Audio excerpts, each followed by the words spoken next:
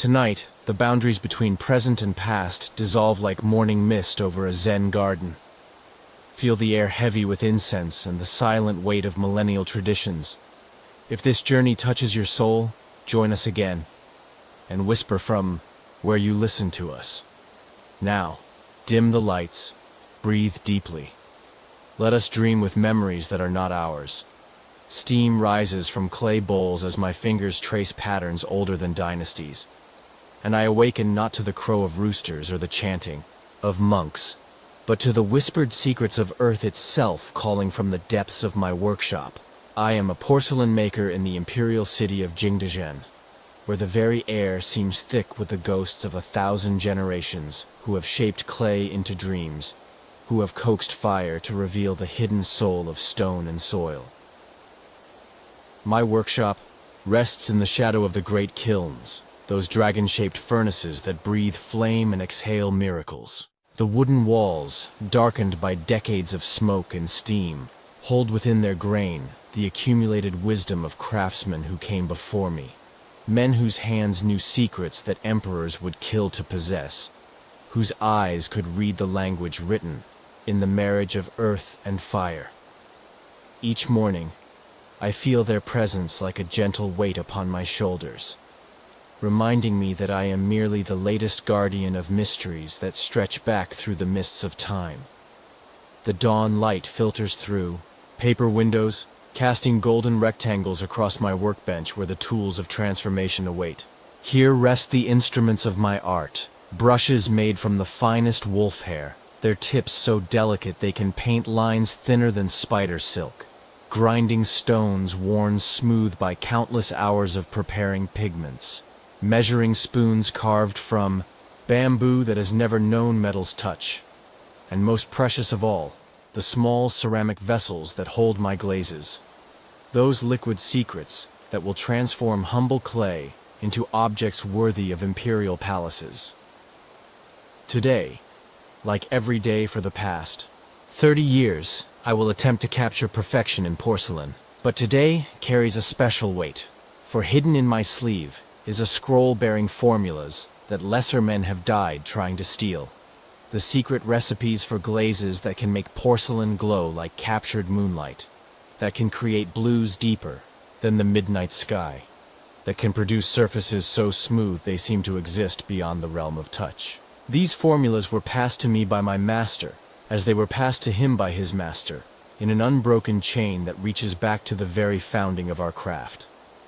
The clay waits for me in its resting place, aged for 7 years in underground, chambers where it has slowly surrendered its wildness, becoming something more refined, more willing to accept the potter's vision. This is kaolin clay, white as fresh snow and fine as powdered jade, dug from sacred mountains where dragons are said to sleep.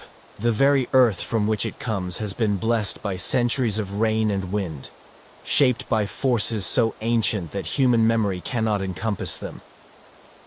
I approach the clay with the reverence due to a living thing, for that is what it becomes under my hands, not merely earth and water, but something that breathes with possibility. My fingers, stained permanently by years of working with cobalt and copper, iron and chrome, know the clay's moods as a musician knows his instrument.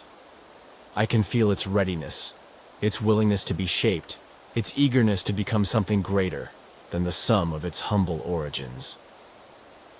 The wheel sits silent in the corner, its wooden surface polished smooth by countless hours of use.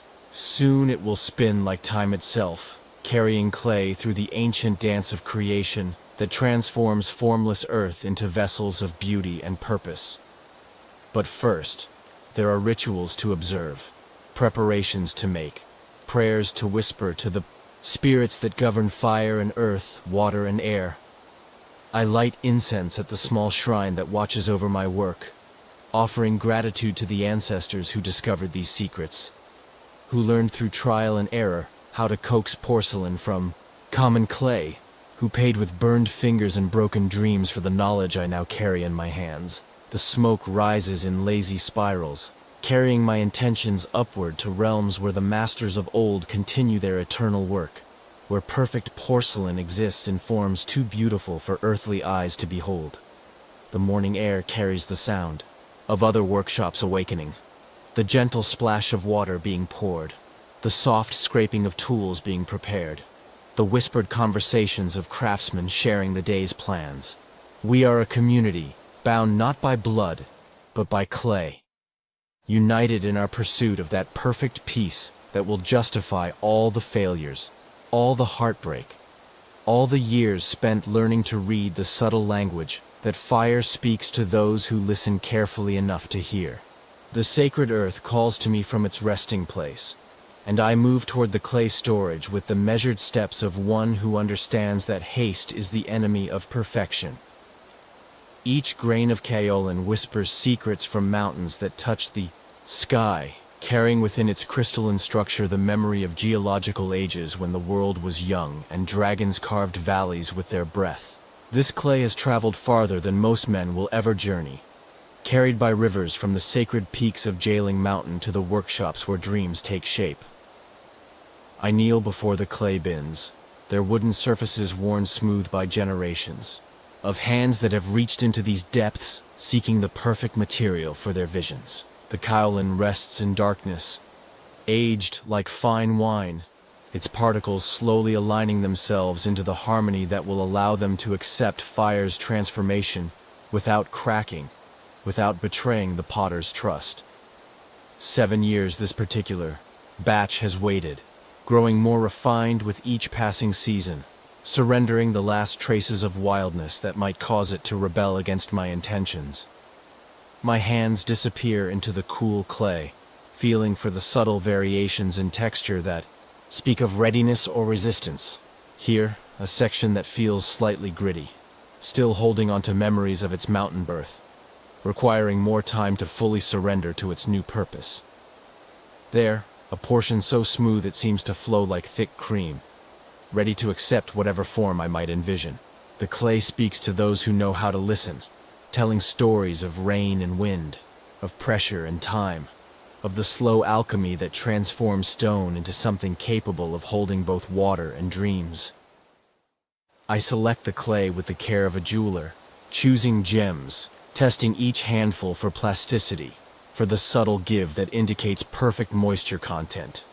Too dry and it will crack under pressure, too wet and it will collapse under its own weight, unable to hold the delicate forms that imperial porcelain demands. The balance must be perfect, achieved through years of experience that have taught my fingers to read moisture content more accurately than any instrument devised by man. The chosen clay goes into the wedging bowl, where I begin the ancient ritual of preparation that removes air bubbles and aligns the particles into perfect harmony. My hands work the clay with a rhythm older than written history, kneading and folding, pressing and turning, until the material becomes an extension of my will. This is meditation in motion, a dance between human intention and earthly substance that quiets the mind and opens the channels through which inspiration flows. As I work, I add water drop by precious drop, each addition carefully measured and thoroughly incorporated. The water itself is sacred, drawn from a well that has never run dry, filtered through layers of sand and stone until it achieves a purity that will not interfere with the clay's transformation. Some say this water carries the essence of the dragons that sleep beneath our mountains, lending their power to the porcelain we create in their honor. The clay begins to respond to my touch, becoming more supple, more willing to accept the shapes I will soon impose upon it.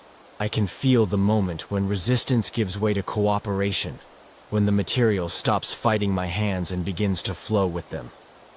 This is the moment every potter lives for, when clay and craftsman become one, when the boundary between maker and made dissolves into something larger than either could achieve alone.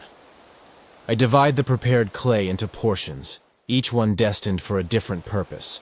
Some will become the delicate tea bowls that scholars use for their morning contemplations, their walls so thin that light passes through them like morning mist. Others will form the sturdy bases of vases that will hold the emperor's favorite, flowers, their strength hidden beneath surfaces of impossible smoothness. Each portion receives its own blessing, its own whispered prayer for successful transformation. The clay storage room holds more than just kaolin. Here rest the other earths that contribute their unique qualities to different types of porcelain. The iron-rich clays that will create the warm brown bodies of certain wares. The feldspar-laden materials that help create the glass-like surfaces that make porcelain ring like bells when struck. Each type of clay has its own personality, its own gifts to offer, its own requirements for successful use. I select a small amount of the iron clay, its reddish color speaking of the fires that forged it deep within the earth. This will be mixed with the kaolin in precise proportions, creating a body that will respond differently to the glazes I will apply later. The iron will interact with certain glazes to create colors that pure kaolin cannot achieve. The subtle greens of celadon, the warm browns of tea dust glaze, the mysterious blacks that seem to hold starlight in their depths. The mixing requires patience and precision, for the proportions must be exact if the final porcelain is to meet imperial standards. I measure each component with scales so sensitive they can detect the weight of a single grain of rice, adding materials in the order prescribed by formulas passed down through generations of masters. Each addition changes the clay's character slightly, moving it closer to the perfect balance that will allow it to survive the trials of fire that await. As I work, my mind drifts to the pieces I will create today. A set of wine cups for a merchant prince. Their surfaces destined to receive the secret blue glaze that makes porcelain glow like captured sky. An incense burner for the local temple, its form inspired by the lotus blossoms that float on the monastery pond. Perhaps, if the clay proves especially cooperative, a small vase that might catch the eye of the imperial inspectors who visit our workshops, seeking pieces worthy of the Forbidden City. The prepared clay rests now in its final state, covered with damp cloths to maintain perfect moisture content until the moment of shaping arrives. It has been transformed from raw earth into something approaching perfection, ready to accept whatever forms my imagination might conceive. In its smooth plastic surface, I can see the ghost of every piece it might become. The infinite possibilities that wait to be born from the marriage of earth and fire, vision and skill. The morning light has grown stronger as I worked, and now it illuminates the clay with a golden glow that seems to come from within the material itself. This is the light that potters dream of, the illumination that reveals the true nature of clay, that shows the hidden potential waiting to be released by patient hands and understanding hearts. In this light, even the humblest earth becomes precious, transformed by attention and intention into the foundation of miracles. In darkness, I blend powders that hold the essence of crushed jade and phoenix tears, working by touch and intuition in the sacred chamber where my glazes are born. The glaze room exists in perpetual twilight, its windows covered with thick cloth, to protect the precious formulas from prying eyes and the unstable influence of changing light. Here, in this womb of creation, I perform the most secret alchemy of my craft. The mixing of substances that will transform fired clay into objects that seem to capture the very essence of heaven itself. The shelves that line the walls hold jars, containing powders and crystals gathered from the far corners of the empire. Each container bears markings known only to the initiated, symbols that speak of temperatures and proportions, of chemical marriages that occur only under the most precise conditions. Here rests cobalt from the distant mines of Persia, its deep, blue crystals carrying within them the power to create glazes that rival the midnight sky. There, feldspar ground so fine it feels like silk between my fingers, ready to melt into the glass that will give porcelain its characteristic ring and translucency. I begin with the base glaze, the foundation upon which all other effects will be built. Into a marble mortar goes the feldspar, measured with scales so sensitive they respond to the weight of a breath. The grinding begins slowly, the pestle moving in circles that follow patterns taught to me by my master, who learned them from his master in an unbroken chain stretching back to the first potter, who discovered that certain stones, when heated to the temperature of dragon's breath, would flow like honey and harden like crystal. The sound of grinding fills the chamber with a rhythm that seems to echo the heartbeat of the earth itself. Each revolution of the pestle breaks down the feldspar crystals further, creating particles so fine they will dissolve completely in the furnace heat, becoming the transparent medium through which all other colors will shine. This grinding cannot be hurried. The particles must reach exactly the right size, small enough to melt smoothly but large enough to maintain their chemical integrity during the firing process. To the ground feldspar I add quartz, its crystalline structure providing the silica that will give the glaze its hardness and durability. The quartz comes from veins deep within sacred mountains, where it has grown for millennia in caves that have never known sunlight. Each crystal is selected by hand, examined for purity and clarity, then ground with the same patient care given to the feldspar. The marriage of these two materials creates the skeleton upon which all glaze effects will be built. Now comes the most delicate part of the process, the addition of the coloring agents that will transform this clear base into glazes of impossible beauty. From a locked cabinet, I withdraw a small vial containing cobalt oxide, its dark powder holding within it the power to create blues that have made Chinese porcelain legendary throughout the world. The amount must be measured with absolute precision. Too little and the blue will be pale and lifeless. Too much and it will become so dark it appears black, hiding the subtle variations that make cobalt blue so prized by collectors and emperors alike. I add the cobalt grain by grain, mixing constantly to ensure even distribution throughout the base glaze. The powder disappears into the mixture like stars dissolving into dawn. But I know that when fire awakens its sleeping power, it will bloom into colors that seem to glow with inner light.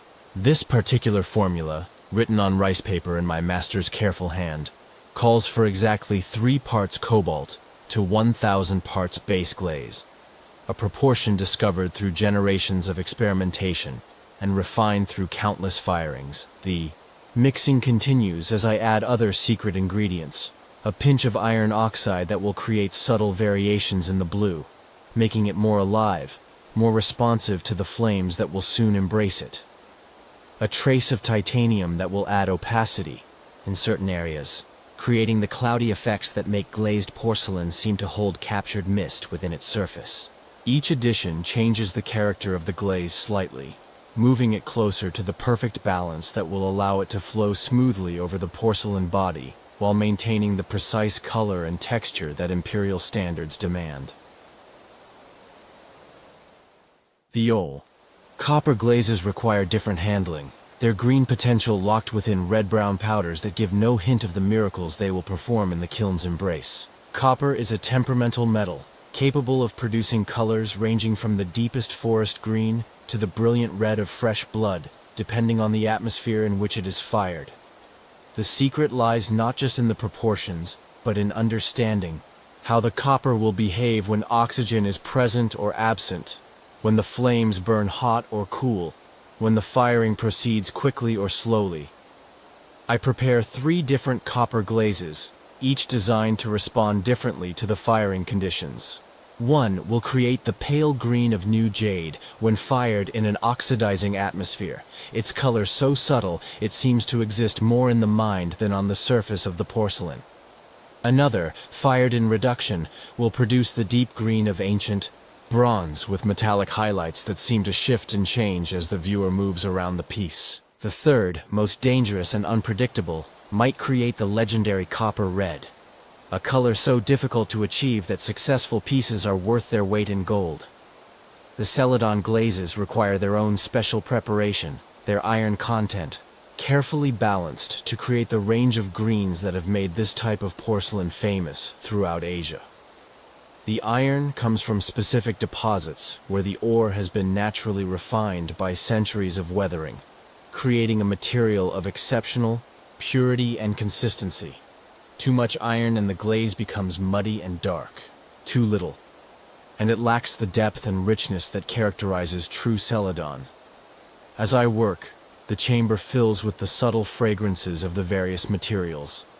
the metallic scent of iron oxide, the clean smell of ground quartz, the faint sweetness of certain rare earths that add their own mysterious qualities to the glazes. These scents become part of the meditation, helping to focus my attention on the delicate work of balancing chemistry and artistry, science and intuition. Each completed glaze is stored in its own ceramic jar, labeled with symbols that record not just its composition, but the date of mixing, the source of its materials, and the firing conditions for which it is intended. These jars line the shelves like a library of liquid possibilities, each one containing the potential for beauty that exists nowhere else in the world. The wheel spins like time itself, clay yielding to intentions passed down through generations, and I feel the ancient rhythm take hold of my body as my foot finds the familiar cadence on the wooden treadle.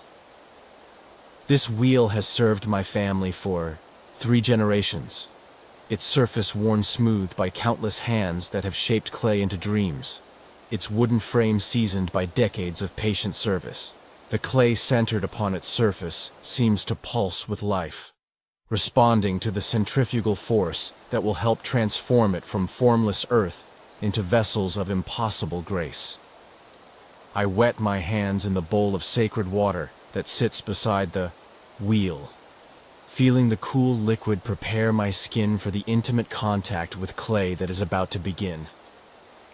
My palms cup around the spinning clay, and immediately I feel its energy, the slight resistance that speaks of material not yet fully committed to my vision, the subtle variations in density that will require careful attention as the shaping progresses. This is the moment of first contact, when potter and clay begin their ancient dialogue, each learning the other's nature through touch alone. The centering begins with gentle pressure, my hands guiding the clay into perfect alignment with the wheel's axis. This is perhaps the most critical moment in the entire process, for clay that is not perfectly centered will fight every attempt to shape it, creating walls of uneven thickness that will crack in the kiln's heat. I feel for the clay's center of gravity, making minute adjustments until the spinning mass runs true, until it becomes an extension of the wheel itself, rotating with the smooth perfection that will allow delicate forms to emerge. With my thumbs, I begin to open the clay, pressing down into its heart while maintaining the walls that will become the vessel's sides. The opening must be gradual, patient, allowing the clay to adjust to each new configuration before proceeding to the next. Too fast and the walls will collapse. Too slow and the clay will begin to dry, becoming less responsive to my touch. The balance requires years of experience to master, an intuitive understanding of how clay behaves under the stress of transformation. The walls rise under my guidance, pulled upward by fingers that know exactly how much pressure to apply, how fast to move, how to coax height from the spinning clay without sacrificing strength. I can feel the clay's grain structure aligning itself with the direction of pull, creating a strength that will serve the vessel well in its future life. Each revolution of the wheel adds to this alignment, building internal structure that will help the piece survive the trials of drying and firing that await. As the basic form emerges, I begin to refine the shape, using tools passed down from my master to create the subtle curves that distinguish imperial porcelain from common pottery. A bamboo rib smooths the exterior surface, removing the spiral ridges left by my fingers and creating the flawless finish that will accept glaze without flaw. A wooden tool shapes the interior, ensuring that the walls maintain uniform thickness from base to rim, that no weak spots remain to betray the piece during firing.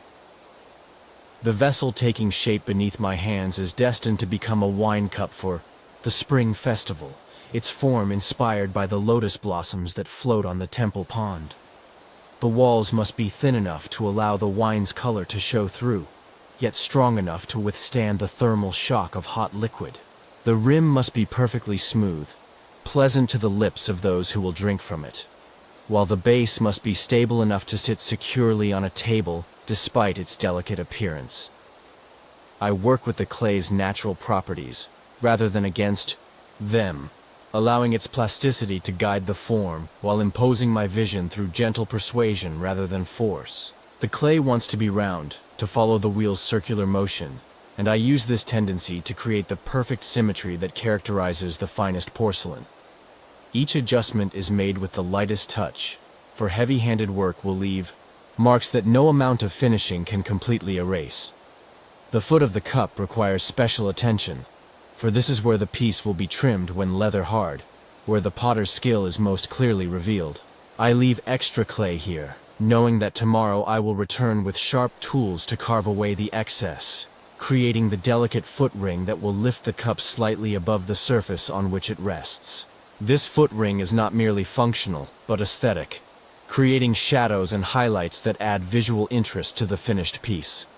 As the cup nears completion, I use a wire tool to cut it free from the wheel, sliding the thin metal beneath, the base with a motion so smooth it barely disturbs the clay.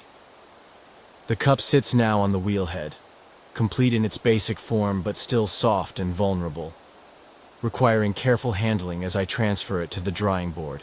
My hands cradle it like a newborn, supporting its walls while avoiding any pressure that might distort its perfect symmetry. The drying board receives the cup with the reverence due to a work of art, its surface prepared with fine sand that will prevent sticking while allowing air to circulate freely around the piece. Here the cup will rest for precisely the right amount of time, long enough for the clay to firm up sufficiently for trimming, but not so long that it becomes too hard to work. The timing is critical, requiring constant attention to humidity and temperature, to the subtle signs that indicate when clay has reached the perfect state for the next stage of its transformation.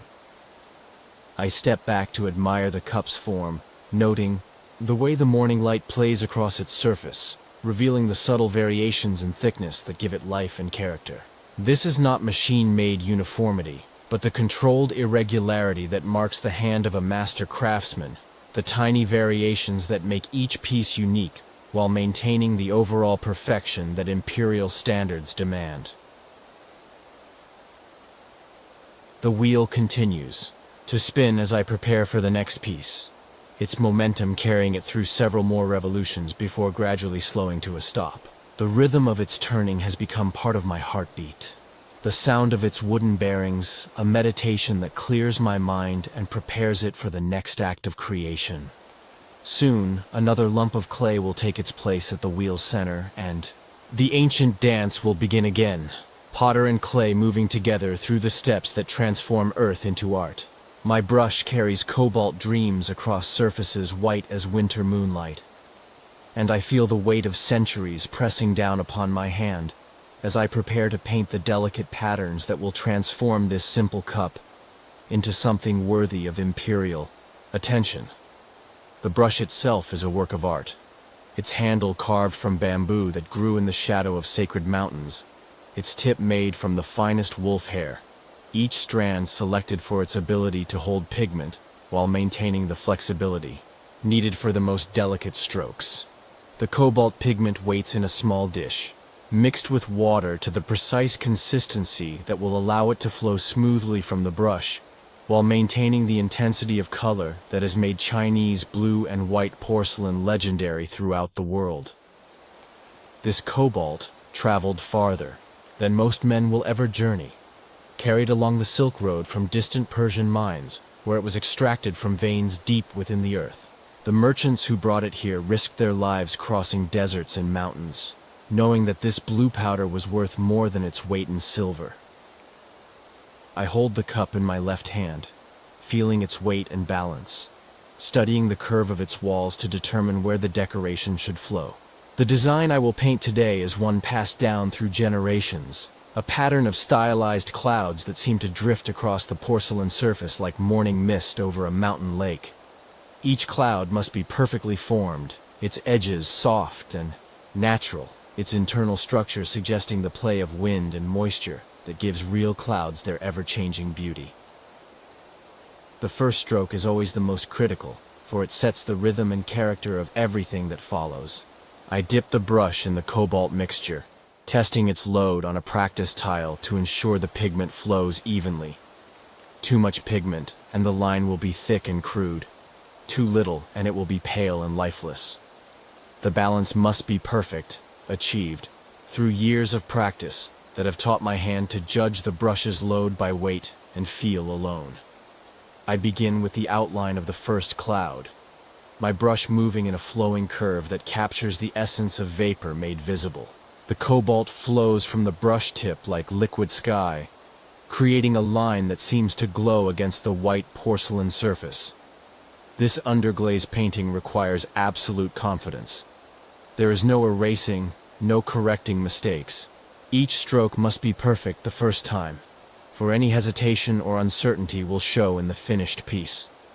The cloud takes shape under my brush, its form suggesting the natural randomness of wind-blown vapor while maintaining the controlled beauty that distinguishes art from mere representation. I add internal details with lighter strokes, creating the sense of depth and volume that makes the painted cloud seem three-dimensional, despite existing only on the cup's curved surface.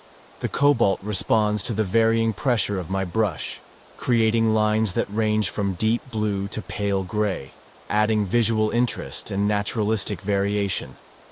As I work, I become aware of the meditation that painting induces, the focused attention that excludes all distractions, the harmony between hand and eye that allows complex patterns to emerge without conscious planning. My breathing slows to match the rhythm of the brush strokes, and I feel myself entering the timeless state where true artistry becomes possible. In this state, the brush becomes an extension of my spirit, the cobalt a medium through which inner vision manifests in the physical world. The second cloud begins where the first ends, flowing naturally from the established pattern while maintaining its own distinct character.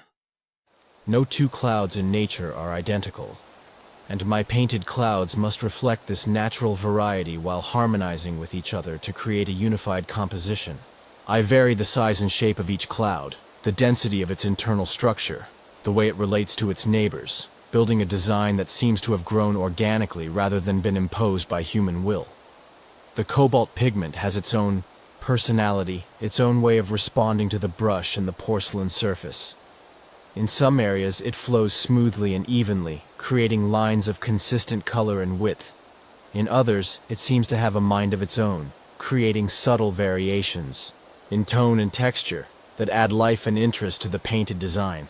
I have learned to work with these variations rather than against them, incorporating the pigment's natural behavior into the overall aesthetic of the piece. The painting requires not just technical skill, but deep understanding of the cultural meanings embedded in the imagery. These clouds are not merely decorative elements, but symbols carrying layers of meaning that educated viewers will recognize and appreciate. They represent the transient nature of earthly existence, the way beauty appears and disappears like mist, the connection between heaven and earth that porcelain itself embodies through its transformation from humble clay to objects of transcendent beauty. As the pattern develops around the cup's circumference, I must maintain perfect consistency in style and quality while adapting the design to the changing curve of the surface. The clouds must flow naturally around the form, neither crowded together nor spread too far apart, creating a rhythm that enhances rather than fights the vessel's shape. This requires constant adjustment of brush angle and pressure, subtle modifications, to the design that maintain its essential character while accommodating the three-dimensional reality of the porcelain form. The final cloud completes the circuit around the cup, its trailing edge designed to flow naturally into the beginning of the first cloud, creating a seamless pattern that has no obvious start or finish. This continuity is essential to the design's success. Any break in the flow would create a visual disturbance that would mark the piece as the work of an apprentice rather than a master. The pattern must seem to exist independently of human intervention, as natural and inevitable as the movement of real clouds across the sky. I set down the brush and step back to examine the painted cup, looking for any flaws or inconsistencies that might compromise its quality. The cobalt gleams wetly on the porcelain surface, its true color still hidden beneath the gray-blue of the unfired pigment. Only in the kiln's heat will the cobalt reveal its full glory.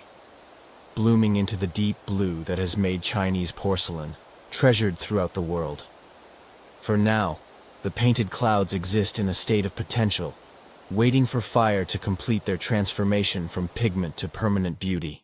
Flames dance through the kiln like dragons awakening from ancient slumber, and I feel the familiar mixture of anticipation and anxiety that comes with every firing as I prepare to entrust my work to the transformative power of fire. The kiln stands before me like a sleeping giant, its brick walls still cool to the touch, but soon to become a furnace hot enough to melt copper, to transform clay into stone, to awaken the sleeping colors hidden within my carefully applied glazes. This kiln has served my workshop for 20 years, its interior shaped by countless firings that have seasoned its walls and created the subtle air currents that will determine how heat flows around the pieces within. Every brick knows its purpose. Every joint has been sealed with clay that will expand and contract with the temperature changes, maintaining the chamber's integrity through the violent thermal cycles that would destroy lesser structures. The kiln is not merely a tool, but a partner in creation, its behavior as important to the final result as the skill of the potter or the quality of the clay. I begin the loading process with the reverence due to a sacred ritual. For once the kiln Doctor is sealed and the fire lit. The pieces within will be beyond my influence, subject only to the ancient laws that govern the marriage of earth and flame. Each piece must be positioned with absolute precision, placed where the heat will reach it evenly where the flames will caress rather than assault its delicate surfaces. The painted cup goes onto a special shelf, surrounded by other pieces that will fire at the same temperature, creating a community of clay that will share the transformative journey ahead. The kiln furniture, the shelves and posts that support the pieces during firing, must be arranged with the precision of an architect designing a temple. Each shelf must be level, each post perfectly vertical, for any deviation will cause pieces to warp or crack as the clay softens in the heat. I use a spirit level to check each surface, adjusting the supports until everything sits in perfect alignment. The pieces themselves rest on small clay stilts that will prevent them from sticking to the shelves as the glazes melt and flow. The painted cup occupies a place of honor in the kiln's center, where the heat will be most even and the atmosphere most stable. Around it, I arrange other pieces destined for the same firing. Bowls and vases, incense burners and teapots, each one representing hours of careful work, each one carrying the hopes and intentions of its maker. The kiln becomes a small city of ceramic citizens, each piece dependent on the others for successful completion of their shared journey.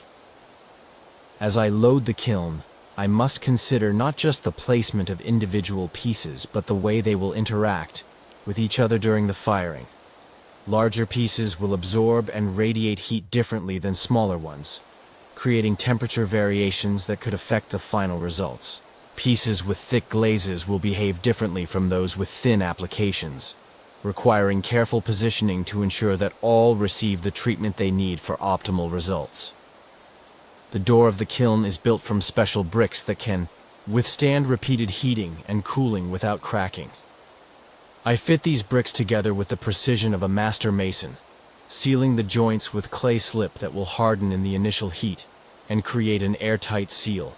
The door must be perfect. Any air leaks will create unwanted oxidation that could ruin the carefully planned atmosphere within the kiln chamber. Before lighting the fire, I perform the traditional rituals that honor the spirits of fire and earth, asking for their blessing on the work about to begin. I burn incense at the small shrine beside the kiln, offering prayers for successful firing and safe completion of the transformation process. These rituals are not mere superstition but acknowledgement of the forces beyond human control that influence every firing, the subtle variables that can mean the difference between triumph and disaster. The first fire is always gentle, barely more than smoldering charcoal that slowly warms the kiln and begins the long process of driving moisture from the clay bodies. This initial heating must proceed slowly, for rapid temperature changes will cause the pieces to crack as trapped water turns to steam and seeks escape. I feed the fire with small pieces of dry wood, maintaining a temperature that rises no more than 50 degrees each hour, allowing the clay to adjust gradually to its changing state. As the temperature climbs, I monitor the kiln's behavior through small spy holes that allow me to observe the interior without opening the door. The flames begin to take on different colors as the temperature rises. First the yellow-orange of burning wood, then the white-hot intensity that signals the approach of porcelain firing temperature. The kiln begins to sing, its bricks expanding and contracting with sounds like distant thunder, the voice of transformation itself. The painted cobalt on my cup remains invisible during these early stages, its true color locked within the chemical structure of the pigment, waiting for the precise temperature that will release its blue fire. I know from experience that the transformation will be sudden and dramatic. One moment the painted design will appear gray and lifeless.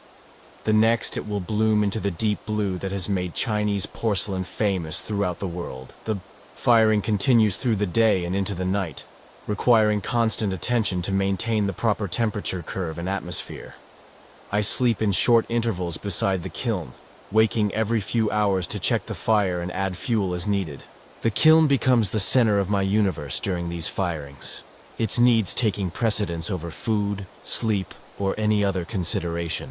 This is the price of perfection, the willingness to sacrifice comfort and convenience for the chance to create something truly beautiful. As the temperature approaches its peak, I begin to adjust the dampers and air intakes that control the kiln's atmosphere. The painted cup requires a neutral to slightly oxidizing atmosphere for the cobalt to develop its full color potential. Too much reduction and the blue will become muddy and dark.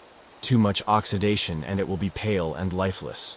The balance must be maintained through careful manipulation of the airflow, reading the subtle signs that indicate the kiln's internal conditions. The final hours of firing are the most critical, when temperatures reach their peak and the glazes begin to melt and flow. Through the spy holes, I can see the pieces beginning to glow with their own inner light, the clay bodies reaching the vitrification point where they transform from porous earthenware into the dense, ringing material we call porcelain. Hidden in my sleeve, the scroll bears formulas that emperors died to protect, and I feel its weight like a living thing as I move through the workshop, checking the kiln's progress while guarding secrets that could reshape the balance of power in the porcelain trade. This scroll, written in my master's careful hand on rice paper so fine it seems woven from moonbeams, contains the accumulated wisdom of 5 generations of my family. Formulas for glazes that produce colors no other workshop can achieve. Techniques for firing that create effects so subtle they seem like magic to the uninitiated. The scroll came to me on my master's deathbed, pressed into my hands with fingers that trembled not from weakness, but from the weight of responsibility. Being transferred.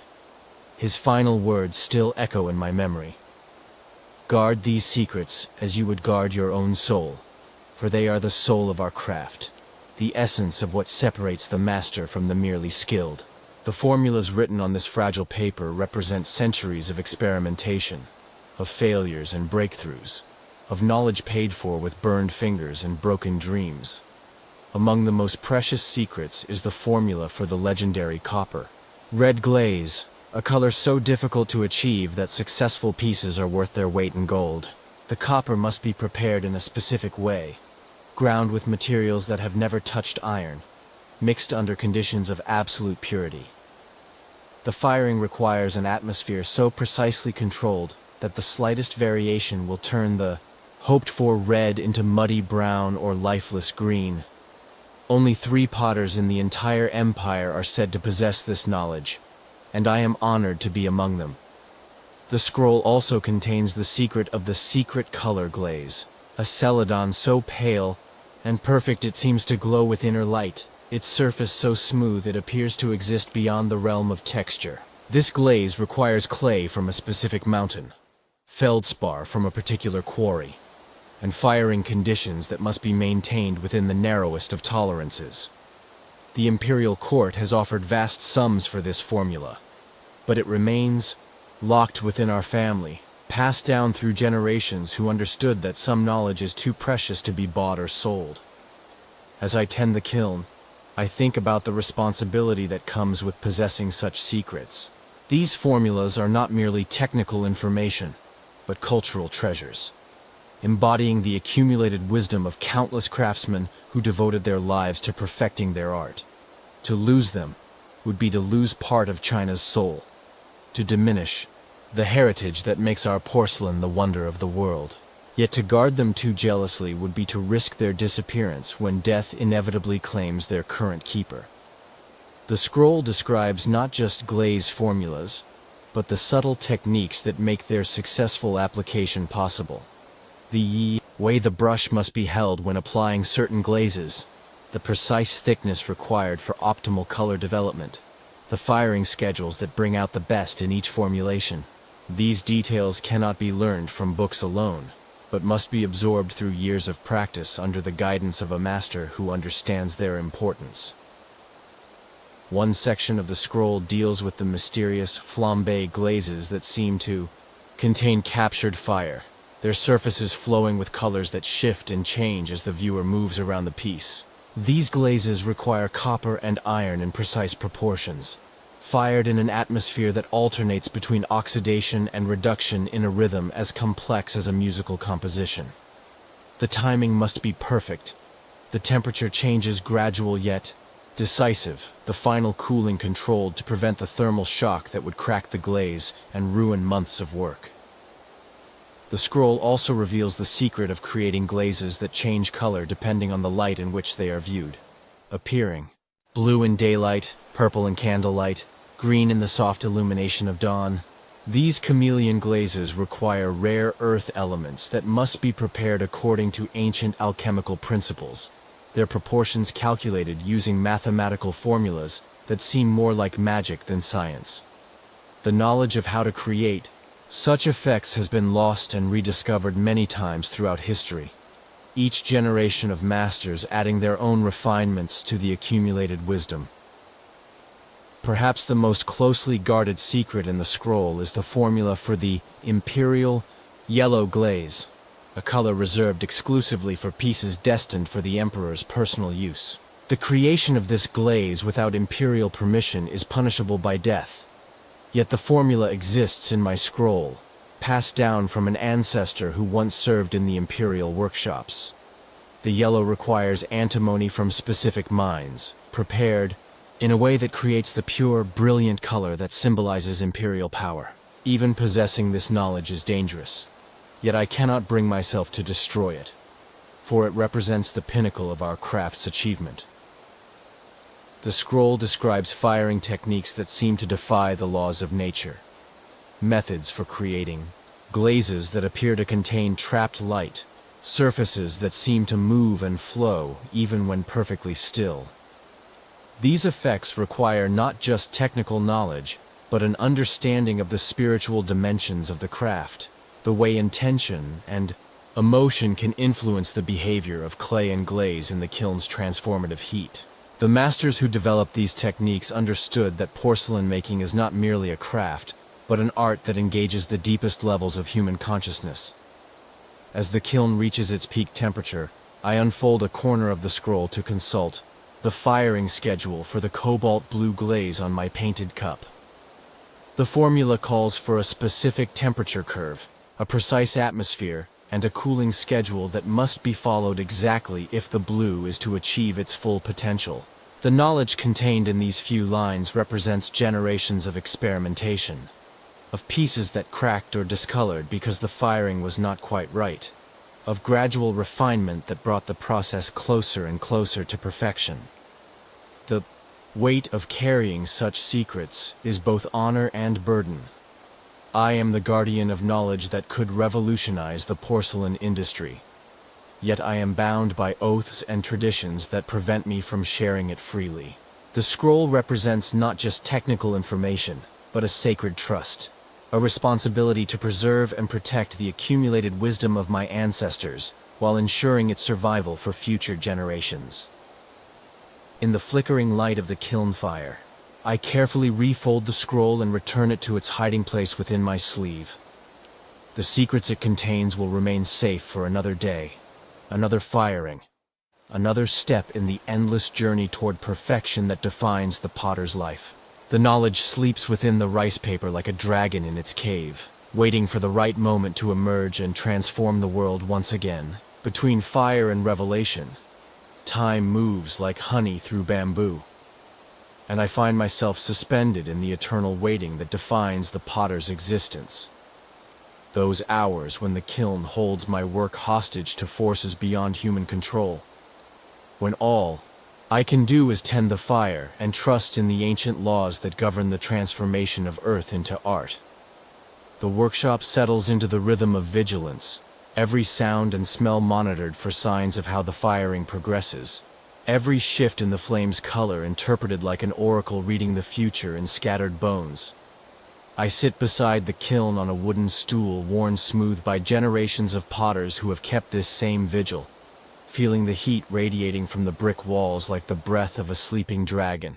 The temperature inside has reached the critical point where glazes begin to melt and flow, where the painted cobalt on my cup starts its magical transformation from gray pigment to brilliant blue.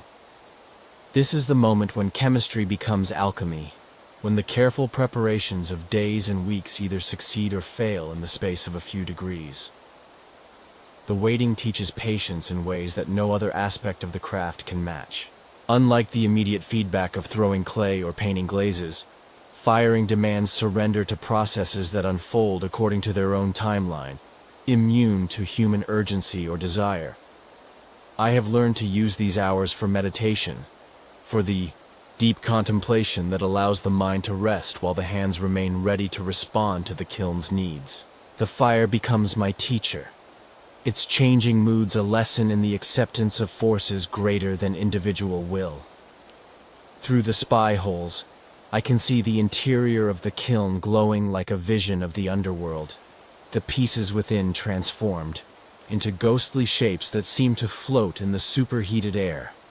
The painted cup sits on its shelf like a small moon, its surface beginning to show the first hints of the transformation taking place within its clay body.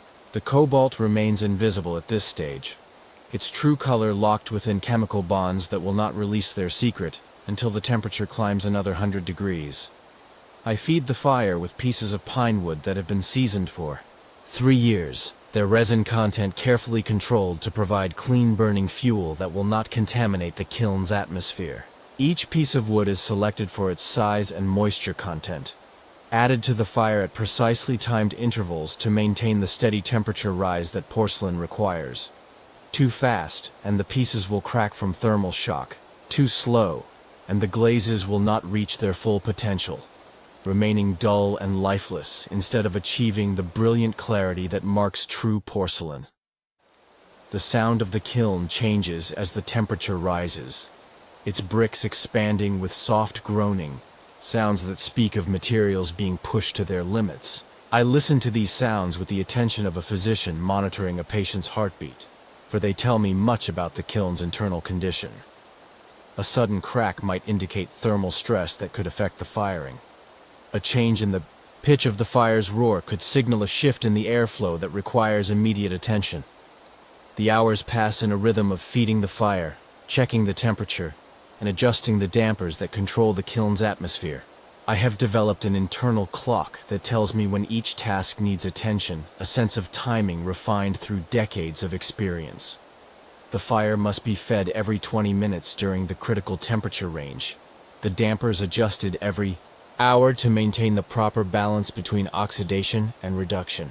These tasks become automatic, allowing my conscious mind to drift, while my body maintains the vigilance that successful firing requires. As night falls, the kiln becomes a beacon in the darkness, its glow visible through the workshop windows like a lighthouse guiding ships through treacherous waters.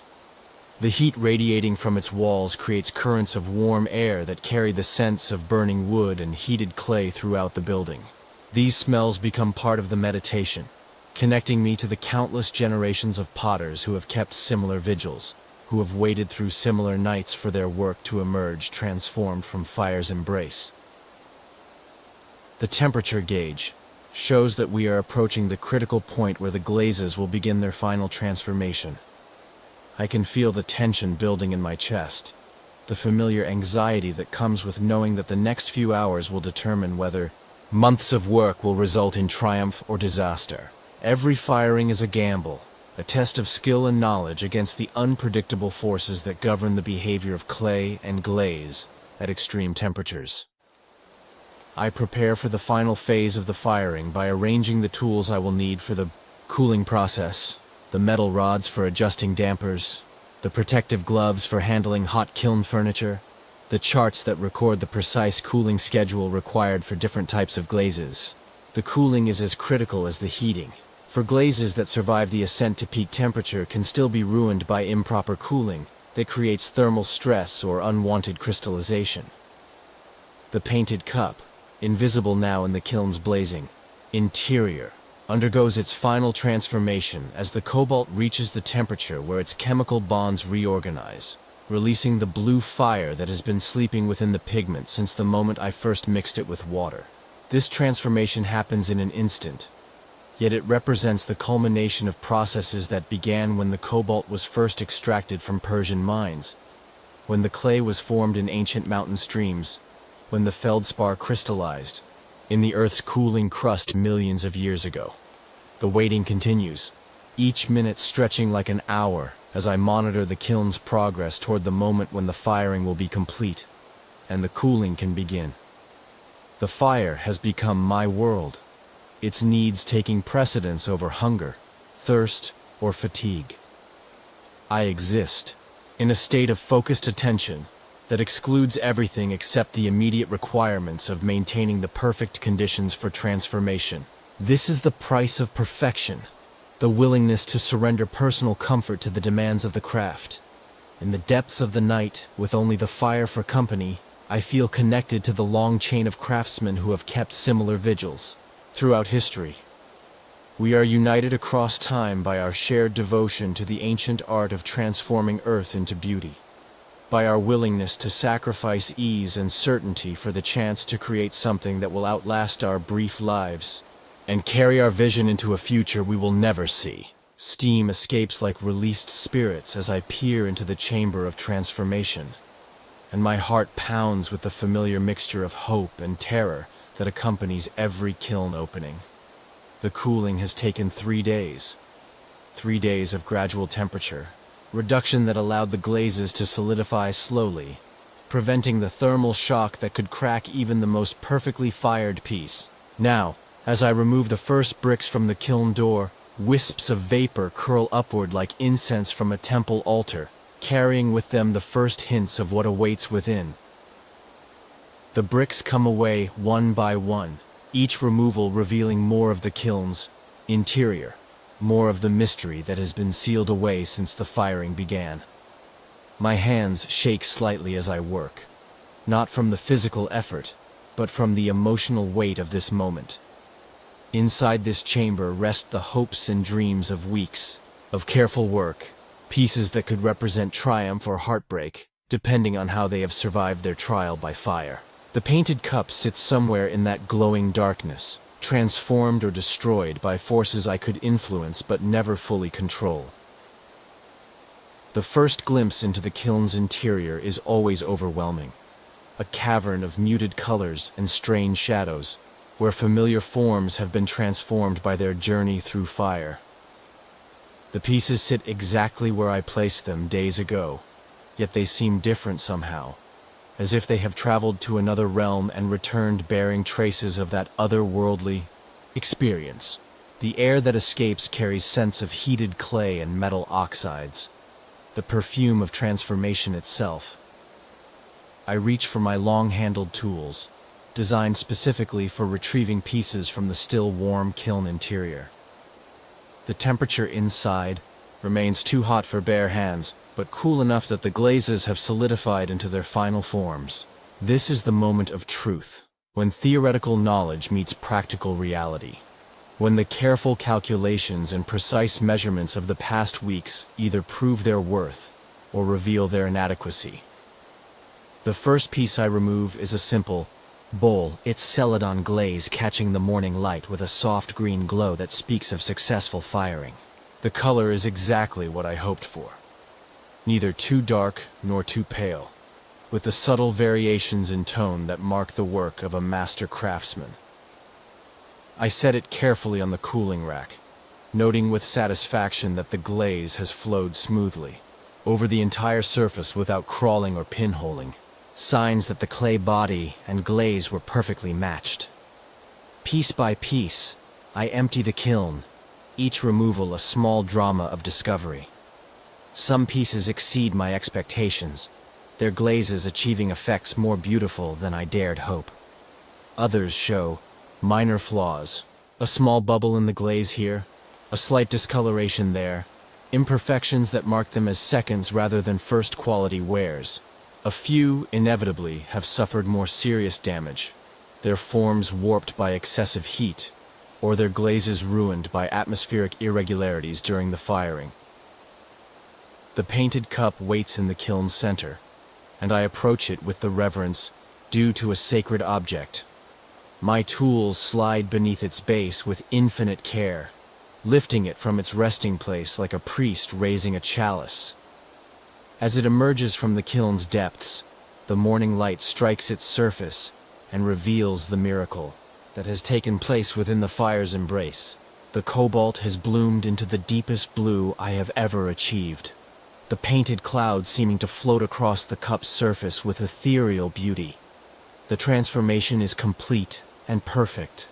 Where once there was gray pigment on white clay, now there exists a harmony of color and form that seems to capture the very essence of sky and cloud, of the eternal dance between earth and heaven that porcelain represents. The blue is not merely a color, but a presence, seeming to glow with inner light that makes the cup appear almost luminous in the workshop's gentle illumination. I hold the cup up to the window, watching as the light passes through its translucent walls and reveals the delicate variations in thickness that give it life and character. The painted clouds seem to move as I turn the cup, their forms shifting and flowing like real vapor caught in an eternal moment. This is what I have worked toward for 30 years. This perfect marriage of form and decoration, technique and artistry, that transforms humble clay into something approaching the divine. The cup rings like a bell when I tap it gently with my fingernail, the clear, pure tone that marks true porcelain. The sound seems to hang in the air longer than physics should allow, as if the cup itself is singing with joy at its successful transformation. This musical quality is one of the most prized characteristics of fine porcelain, a sign that the clay body has achieved perfect vitrification, that every particle has been fused into a harmonious whole. I examine the cup's surface with the critical eye of a master craftsman, looking for any flaws that might compromise its perfection.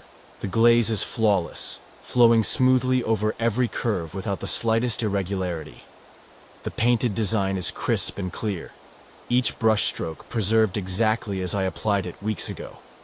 The foot ring is perfectly formed, lifting the cup slightly above any surface on which it rests, creating the subtle shadows that add visual interest to the piece. The other pieces from the firing reveal their own stories of transformation.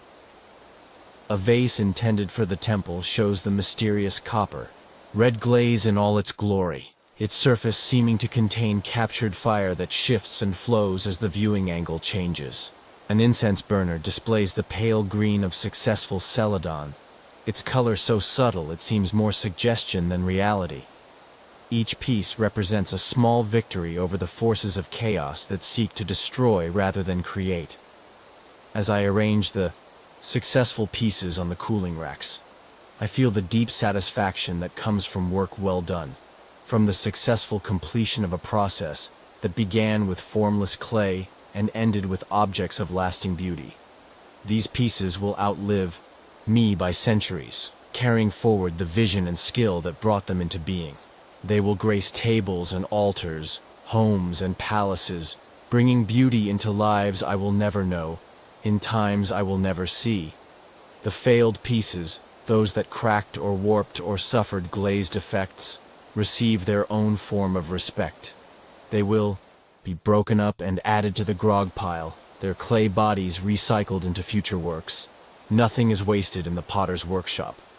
Even failure contributes to future success, teaching lessons that cannot be learned any other way. The kiln stands empty now, its interior cooling toward the temperature where it can be reloaded for the next firing. The cycle will begin again. The careful preparation of clay and glazes, the patient shaping and decorating, the anxious hours of firing and cooling. This is the rhythm of the potter's life, an endless repetition of creation and destruction, hope and fulfillment, that gives meaning to each day and purpose to each breath. In my trembling hands rests porcelain that captures light like trapped starfire, and I feel the weight of perfection as I cradle the painted cup that has emerged from fire's embrace, transformed beyond my wildest hopes. The surface seems to glow with an inner radiance that defies explanation, as if the cobalt blue has somehow learned to generate its own light rather than merely reflect what falls upon it. This is the moment every potter dreams of, when technique and artistry, patience and skill combine to create something that transcends the sum of its parts. The cup feels different in my hands than it did before the firing, not just in temperature, but in essence.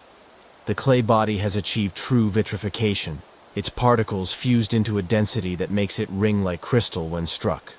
The walls, impossibly thin, yet surprisingly strong, seem to pulse with life as I hold them up to the morning light. Through the translucent porcelain, I can see the shadow of my fingers, the delicate interplay of light and form that makes this piece more than mere pottery. I turn the cup slowly, watching as the painted clouds seem to drift across its surface, in an eternal dance of blue and white.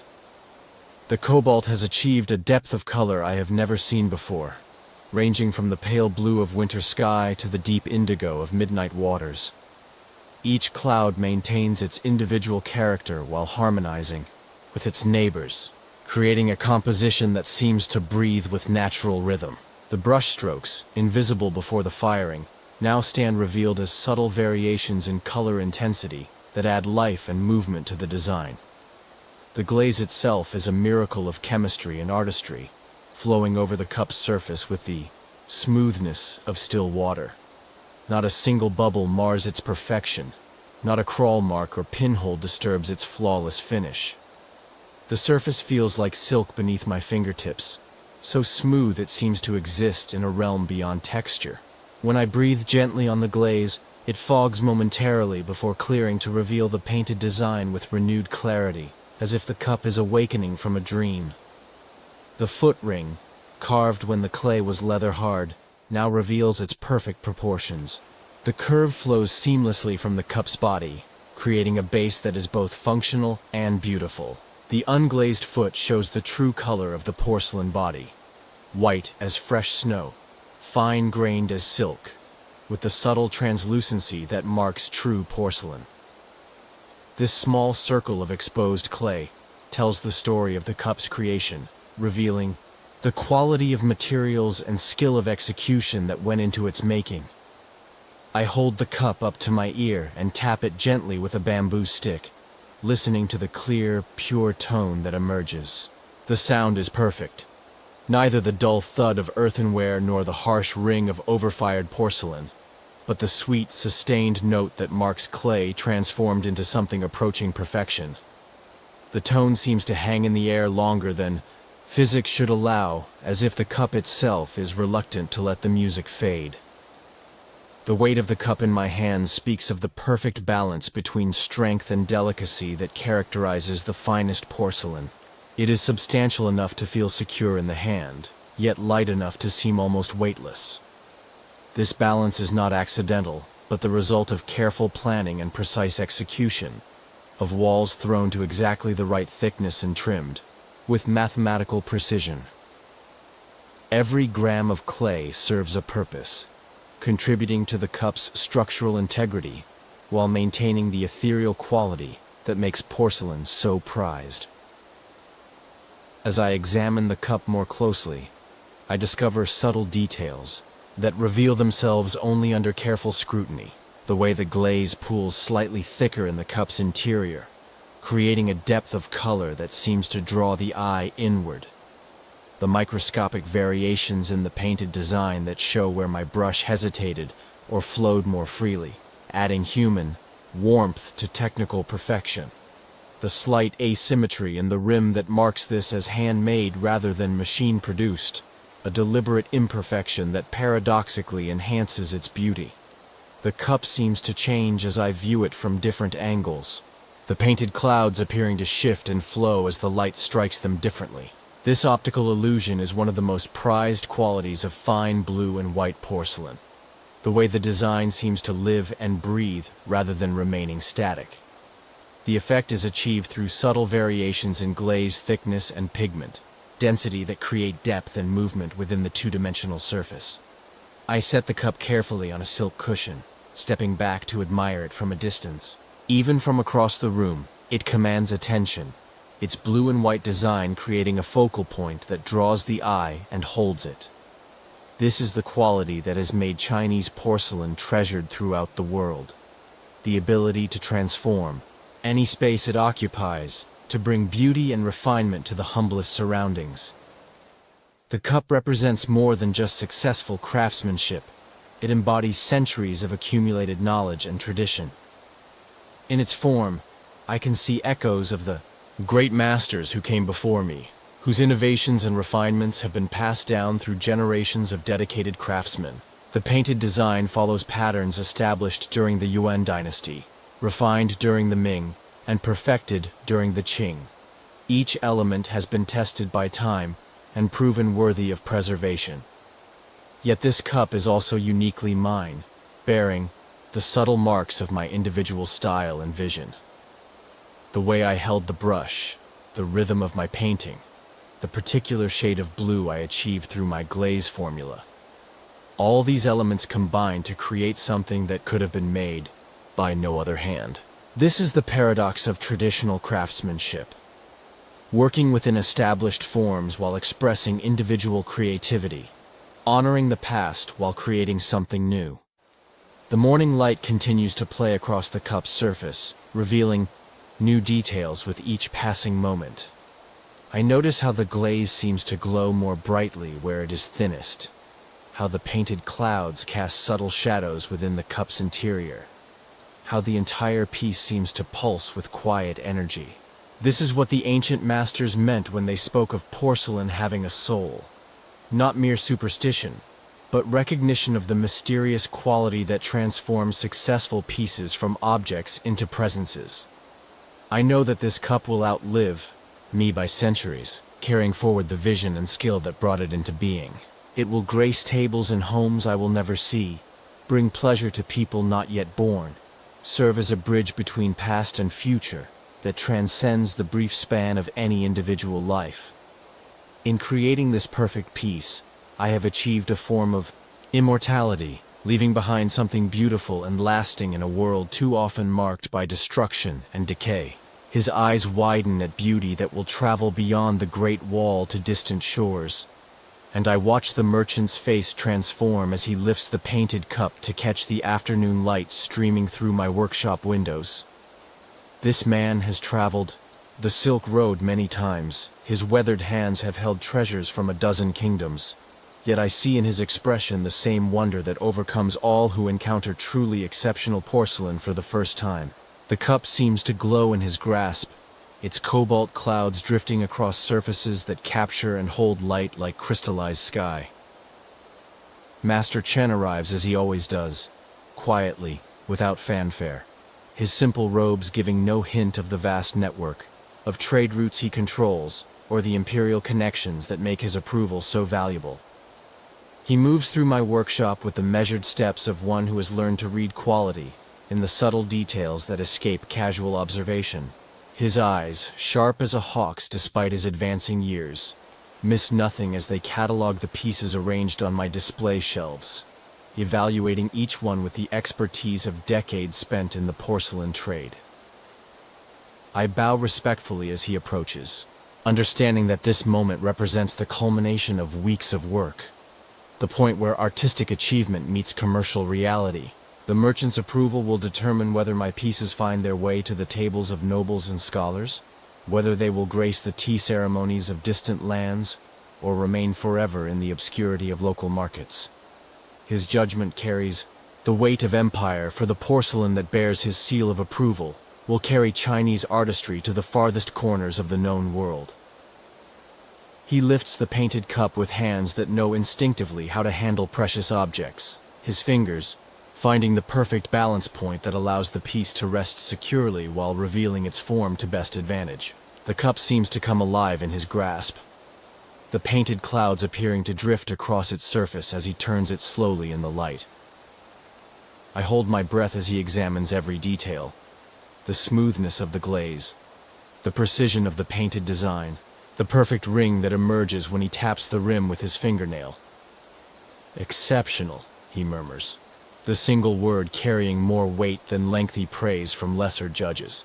His voice holds the quiet authority of one whose opinion shapes markets, whose recommendations can elevate unknown craftsmen to imperial favor, or consign them to permanent obscurity. The cup continues to rotate in his hands, each angle revealing new subtleties in the painted design, new depths in the cobalt blue that seems to hold captured starlight within its crystalline structure. He sets the cup carefully on its silk cushion and reaches for the celadon vase, his movements deliberate and reverent. This piece, with its pale green glaze that seems to glow with inner light, represents a different aspect of my skill. The ability to create beauty through subtlety rather than bold decoration. The merchant's fingers trace the vase's curves, feeling for the perfect smoothness that marks superior craftsmanship, testing the weight that speaks of proper clay preparation and firing. The glaze flows like water frozen in time, he observes, holding the vase up to the window where the afternoon light reveals the subtle variations in color that give celadon its mysterious beauty. The green is neither too pale nor too dark, but achieves that perfect balance the ancients called the color of jade in moonlight. This piece will find favor in the southern provinces, where such subtlety is properly appreciated. I watch as he examines piece after piece, his trained eye cataloging qualities that took me decades to learn to recognize. The way he holds each object speaks of deep understanding, not just of porcelain's commercial value, but of the artistry and skill required to create such beauty from humble clay. His approval is not given lightly, for his reputation depends on the quality of the pieces he selects for his far-reaching trade network.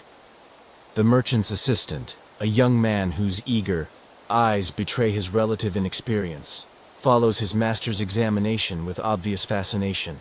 I remember my own early days in the workshop, when every piece seemed miraculous, when the transformation of clay into porcelain appeared to be pure magic rather than the result of knowledge and skill accumulated over generations. The young man's wonder reminds me why I continue this work despite its demands and uncertainties. These pieces will travel well, Master Chen announces, his words carrying the weight of professional judgment. The bodies are properly vitrified, the glazes stable, the forms designed to survive the rigors of long-distance transport. More importantly, they possess that indefinable quality that marks true artistry. The ability to reveal new beauties with each viewing, to reward contemplation with ever deeper appreciation. He begins to discuss prices and quantities, his manner shifting from aesthetic appreciation to commercial calculation. Yet even in this practical phase of our transaction, I sense his continued respect for the artistry involved.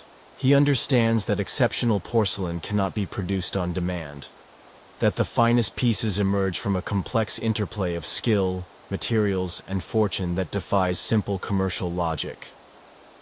The painted cup draws his attention again, and he lifts it once more to study the way the cobalt blue seems to shift and flow in the changing light.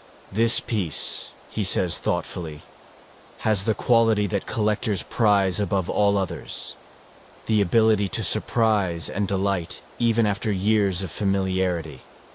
The painted clouds seem to move with their own life, creating the illusion of captured sky that makes porcelain more than mere pottery. As our negotiations proceed, I feel the satisfaction that comes from recognition of excellence by one qualified to judge. The merchant's approval validates not just the commercial value of my work, but its artistic merit, confirming that the long hours of preparation, the careful attention to detail, the patient waiting through firing and cooling have produced results worthy of the tradition I serve. The afternoon light continues to play across the displayed pieces, each one telling its own story of transformation from earth to art. The merchant's presence transforms my workshop into a gallery. His appreciation, elevating my creations from functional objects to treasures worthy of distant palaces and noble collections. In his eyes, I see reflected the wonder that porcelain has inspired for centuries. The recognition that in these simple vessels lies captured something of the divine spark that separates art from mere craft. The transaction concludes with the formal exchange of silver for porcelain. But the true value of this encounter lies in the validation it provides.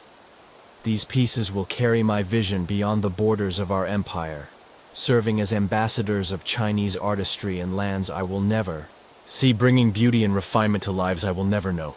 As night falls, my hands return to earth, beginning the eternal cycle once more, and I feel the familiar comfort of clay beneath my fingers as I prepare for tomorrow's work in the gentle darkness that has settled over my workshop. The merchant has departed with his carefully wrapped treasures, leaving behind the silver that will sustain my craft and the satisfaction that comes from seeing one's work appreciated by those who understand its true value.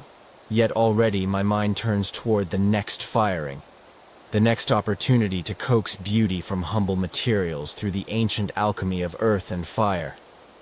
The workshop settles into its evening rhythm, the tools cleaned and arranged for tomorrow's use, the glazes covered to prevent contamination, the kiln cooling toward the temperature where it can be loaded once again. This daily ritual of preparation and renewal has become as natural as breathing, a meditation that connects me to the endless cycle of creation that defines the potter's life. In the gathering darkness, I light the oil lamps that will provide illumination for the evening's work, their warm glow transforming the workshop into a sanctuary of quiet purpose. I return to the clay storage, selecting materials for the pieces I will create in the coming days. The kaolin rests in its bins like sleeping potential, waiting to be awakened by skilled hands and patient attention. Each handful I lift carries within it the possibility of transformation, the chance to become something greater than the sum of its earthly origins.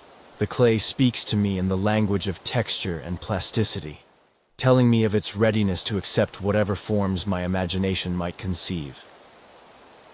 The wheel waits in its corner, its surface cleaned and prepared for tomorrow's throwing.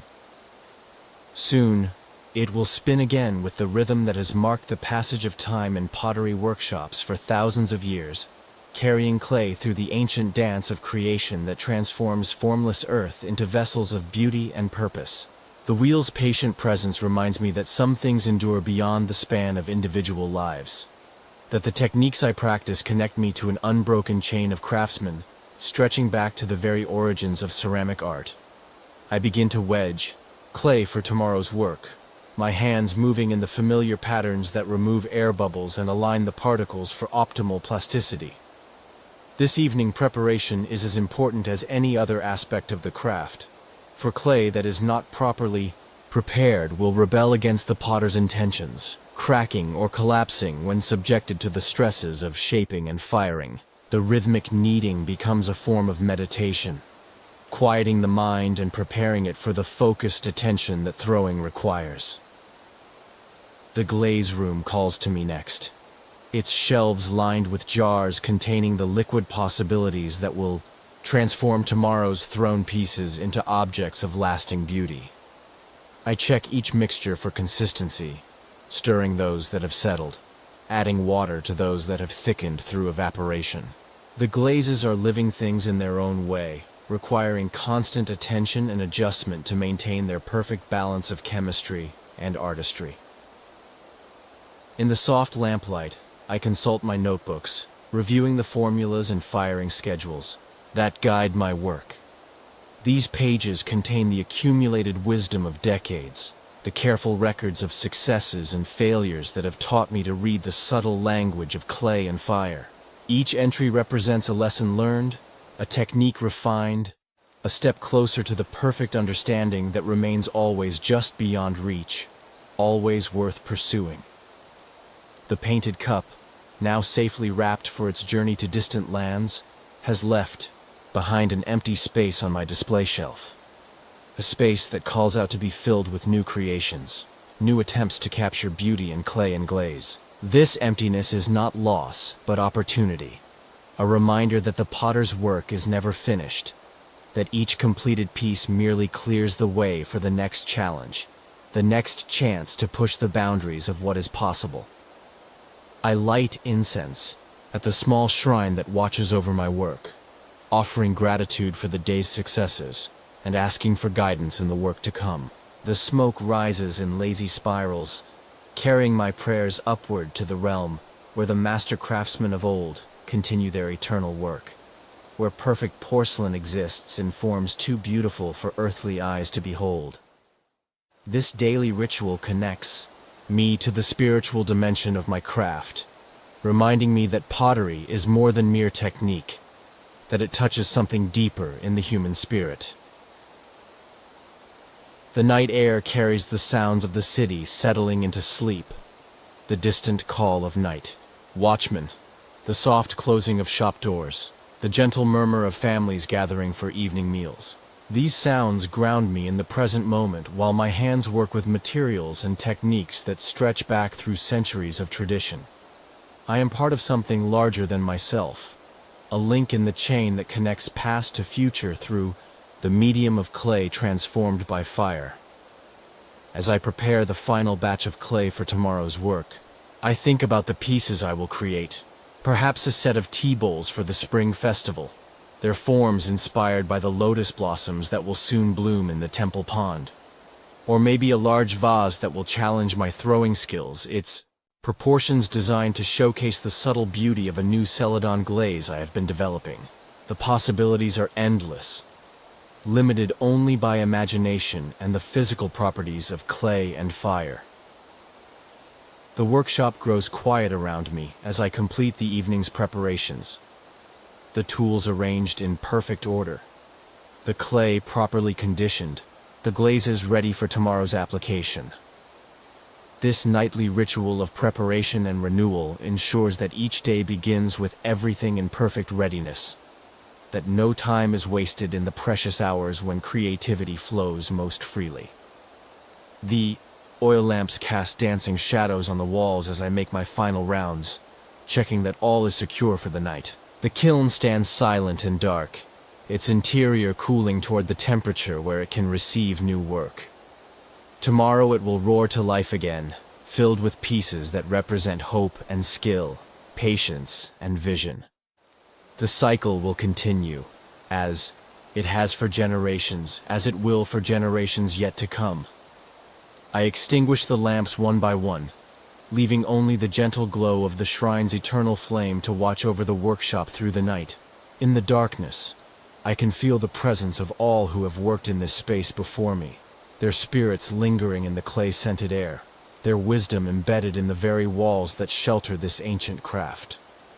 Tomorrow will bring new challenges, new opportunities to transform earth into art, new chances to add my voice to the eternal song that clay sings when touched by fire and shaped by human hands.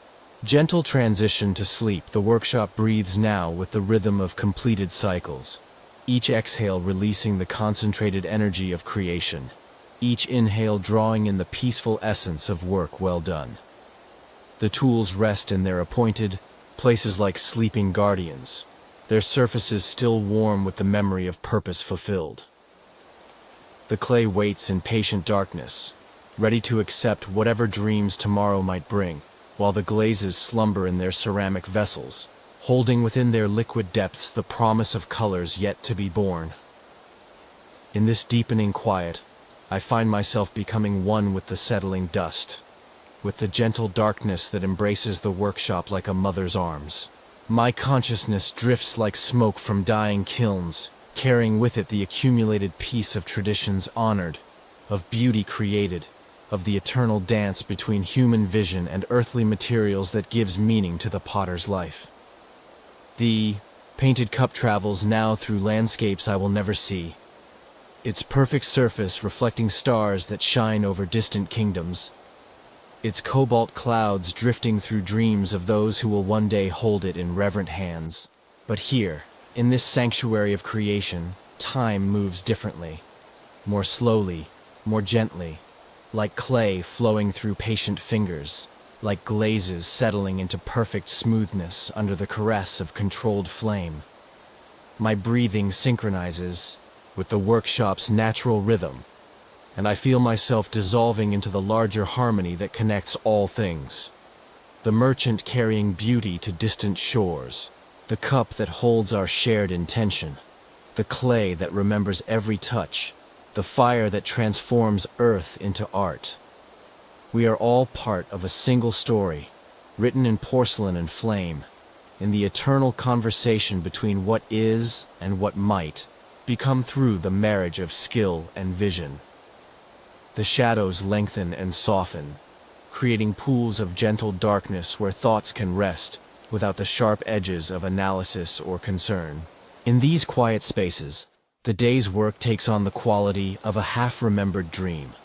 Beautiful, meaningful, but somehow existing in a realm beyond the ordinary boundaries of time and space. The transformation of clay becomes a metaphor for all transformation, the firing process, a meditation on the possibility of perfection emerging from patient attention to what is humble and incomplete. As consciousness drifts toward the borderland of sleep, the workshop itself seems to fade, becoming less a physical space than a state of mind, a place where the sacred and mundane meet, where the practical and transcendent merge into something that encompasses both while being limited by neither. The tools become symbols, the clay becomes teacher, the fire becomes a bridge between earth and heaven. In this twilight realm between waking and sleeping, the boundaries between craftsman and craft dissolve completely. I am the wheel spinning, in eternal circles, the glaze flowing in protective layers, the flame revealing hidden beauty. I am the merchant carrying perfection toward distant horizons, the cup singing its silent song of readiness, the workshop breathing with the rhythm of completed purpose. The last conscious thought drifts away like the final wisp of steam from a cooling kiln, leaving only the profound peace that comes from work done with love, from beauty created and released into a world that hungers for such moments of transcendence. The workshop settles into its eternal patience, ready to receive the next seeker, the next lump of clay, the next opportunity to participate in the ancient alchemy that transforms earth into meaning, craft into art, work into worship. Sleep comes, now like gentle rain on summer earth, carrying with it dreams of porcelain and starlight, of craftsmen and collectors, of the endless dance between creation and purpose that gives meaning to both. In these dreams, all clay is perfectly centered, all glazes flow without flaw, and the work of transformation continues forever in workshops that exist beyond the reach of time or change. The infinite sand of history receives our footprints gently, preserving them not as marks of passage but as evidence of presence, proof that in this moment, in this place, human hands touched clay with reverence and found within it something approaching the divine. Rest now in this knowledge, traveler, and let the echoes of our shared journey carry you toward whatever dreams await in the peaceful country beyond consciousness, where perfect porcelain exists in forms too beautiful for waking eyes to behold.